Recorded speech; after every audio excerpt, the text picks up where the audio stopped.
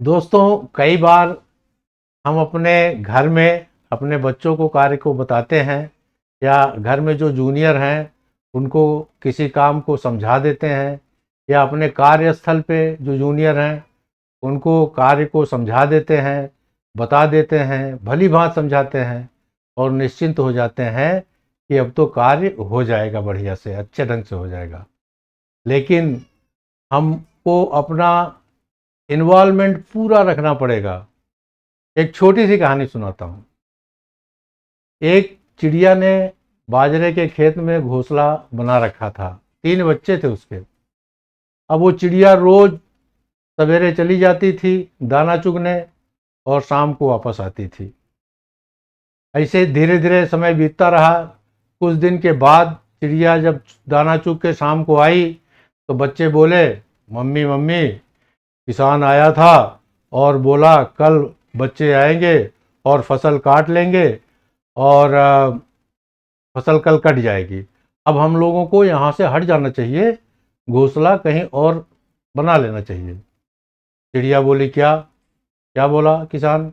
बोला, किसान ने बोला कि कल बच्चे आएंगे और फसल काट लेंगे शाम तक और अब हम लोगों को यहाँ से हट जाना चाहिए।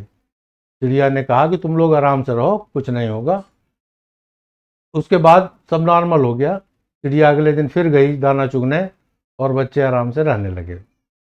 धीरे धीरे 1 हफ्ते बीता तो चिड़िया जब दाना चुग के आई तो बच्चों ने फिर यही कहा, मम्मी मम्मी, वो किसान आया था और बोला कल बच्चे आएंगे और फसल काट लेंगे और अब तो हम लोगों को पक्का यहाँ से हट जाना चाहिए और कहीं और घोंसला बना लेना चाहिए। चिड़िया ने फिर वही जवाब दिया कि तुम लोग आराम से रहो, अभी रहो आराम से। फिर अगले दिन वो फिर चली गई दाना चुगने के लिए।